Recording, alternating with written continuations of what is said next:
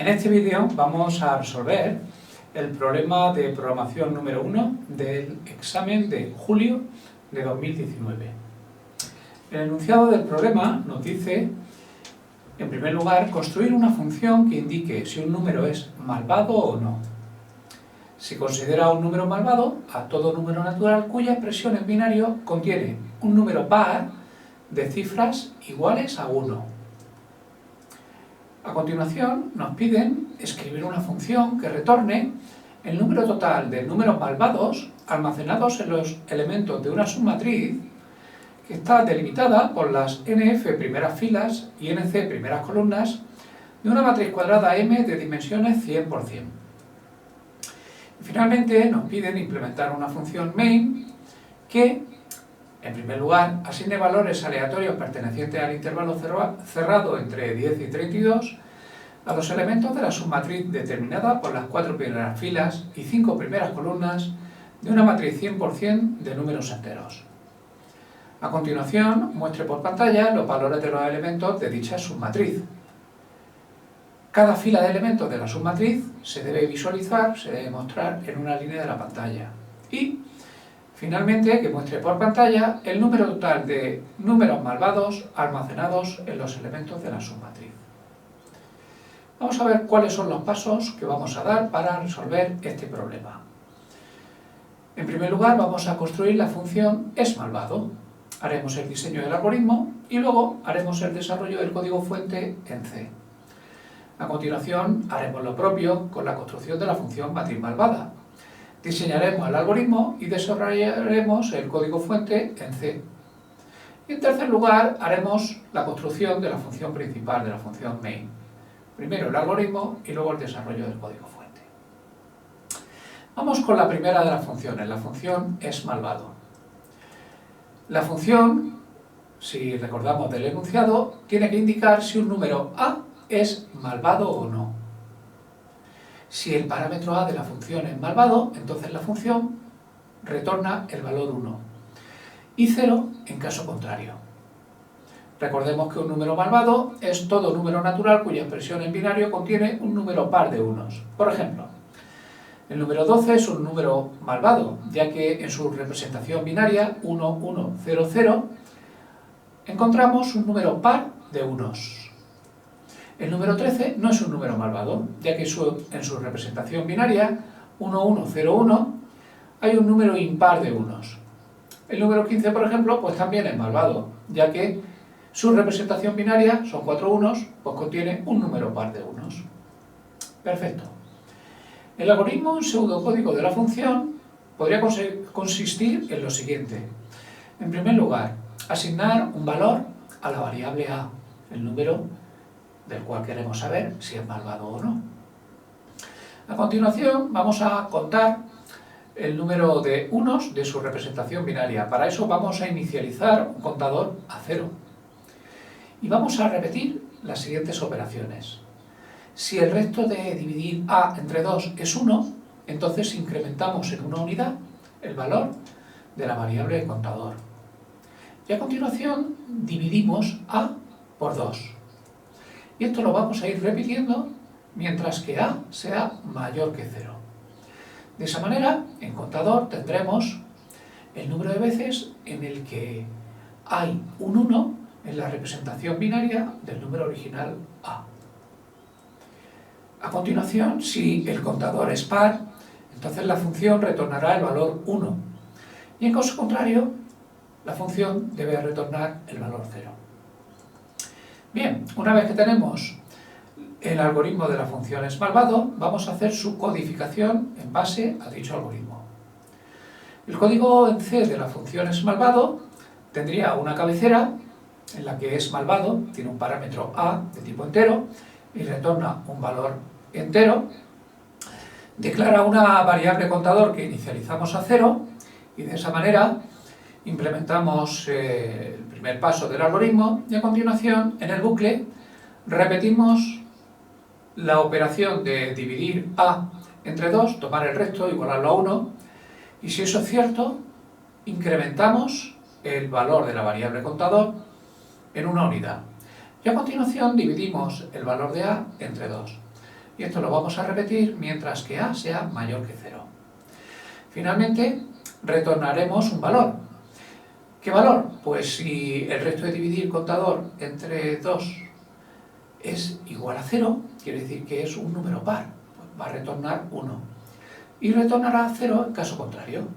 De esa manera acabamos de terminar la implementación de la función esmalvado.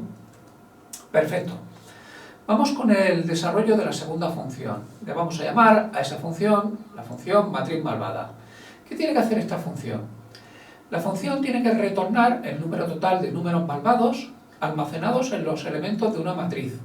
Bueno, en realidad de una submatriz, delimitada por las nf primeras filas y nc primeras columnas de una matriz cuadrada de dimensiones 100%. Vamos a suponer en principio que tanto nf, el número de filas, como el número de columnas de la submatriz es menor o igual que 100. Pasamos a desarrollar el algoritmo en pseudocódigo de la función. En primer lugar, tendríamos que asignar valores a los elementos de la matriz M y determinar tanto el número de filas como el número de columnas de esa submatriz. A continuación, inicializar el valor de la variable contador, que nos va a contar el número de malvados, el número de números malvados en los elementos de la submatriz. Y luego, para cada fila I de la submatriz y para cada columna J de dicha submatriz, vamos a comprobar si M sub I J es un número malvado. El elemento de la fila I, columna J de la submatriz. Si esto es cierto, incrementamos el valor de la variable contador. Eso lo repetimos pues, para todos los elementos de todas las filas y columnas de la submatriz. Cuando terminamos este bucle, retornamos el valor de la variable contador. Bien, una vez tenemos el pseudocódigo de esta función, vamos a implementarlo. El código en C de la función matriz malvada tendría una cabecera con un primer parámetro que sería la matriz. Es importante, es una matriz bidimensional, que el tamaño de la segunda dimensión quede ya fija. Ahí hemos indicado un valor, que es el valor de dim, que tendríamos que declararlo previamente de alguna manera. Luego veremos cómo. Además, vamos a necesitar otros dos parámetros, que son las dimensiones de la submatriz, número de filas y número de columnas. La cabecera de la función se completa indicando que la función matriz malvada retorna un valor entero, 0 o 1. Muy bien. Declaraciones necesarias locales. Vamos a necesitar dos variables locales I y J y una variable contador también entera que vamos a inicializar a 0.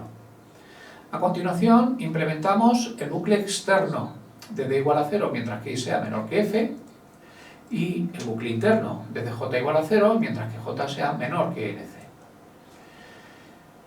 ¿Qué hacemos? Pues incrementamos el valor de la variable contador con el valor de retorno de la llamada a la función esmalvado. Recordamos, si el elemento m sub i j es malvado, la función esmalvado devuelve 1, con lo cual se incrementa en una unidad el valor de esa variable. Si no es malvado, no se incrementa. Con esto cerramos los dos bucles for y lo que tenemos que hacer ahora es que la función retorne el valor de la variable contador. Con esto terminamos la implementación de esta función. En tercer lugar, vamos a desarrollar la función principal. En el enunciado nos decía que esta función principal, en primer lugar, tiene que asignar valores aleatorios en el intervalo cerrado entre 10 y 32 a los elementos de la submatriz determinada por las 4 primeras filas y 5 primeras columnas de una matriz 100% de números enteros. A continuación vamos a mostrar por pantalla los valores de estos elementos, cada fila de elementos de la submatriz en una línea de la pantalla. Y en tercer lugar vamos a mostrar por pantalla el número total de números malvados que están almacenados en los elementos de la submatriz. El ejemplo de salida por pantalla, pues si primero visualizamos todos los elementos de la submatriz, podrían quedar como queda ahí en la figura. Y a continuación el resultado de la búsqueda del número total de números malvados de los elementos de la submatriz. En este caso pues sería de 11 números malvados de un total de 20. Perfecto. Vamos con la codificación de la función principal. Prácticamente el algoritmo nos lo daba el propio enunciado. En el código de la función principal, en primer lugar, pues podríamos definir una macro, dim, con el valor 100, una función, una cabecera de la función principal, una declaración local, y en este caso necesitaríamos tanto la declaración de la variable IJ como de la matriz completa, con dimensiones 100%. A continuación, y ya dentro de la primera operación de asignación de valores aleatorios, inicializamos el generador, la semilla del generador de números pseudo aleatorios con la llamada a la función srand, y a continuación asignamos valor a todos los elementos por filas y por columnas. Los elementos de A sub j van a tomar el valor de esa expresión. La llamada a la función rand, dividida entre 23, tomamos el resto y al resultado le sumamos 10. De esa manera hemos asignado valores aleatorios a todos los elementos de la submatriz con valores comprendidos entre 10 y 32. A continuación los vamos a visualizar por pantalla. Para ello hacemos también un recorrido en la matriz, visualizamos separados convenientemente con un especificador de formato que nos lo facilita los elementos de esa submatriz. Al finalizar la visualización de los elementos de una fila hacemos un salto de línea y de esa manera mostramos los valores de los elementos de toda la submatriz por pantalla. Y finalmente mostramos el total de números malvados. ¿Cómo hacemos eso? Pues mostramos el valor de retorno de la llamada a la función matriz malvada con la matriz A, el número de filas 4, número de columnas 5. Y con esto terminamos la codificación de la función principal. Perfecto. ¿Qué nos queda? Pues para terminar la solución de nuestro problema nos quedaría unir los trozos de código, completar el programa fuente con algún pequeño detalle, que ahora comentaremos, compilar y generar el programa ejecutable y finalmente ejecutar y verificar la correcta ejecución, el correcto funcionamiento del código. Pero esto lo haremos en un vídeo que podemos ver a continuación.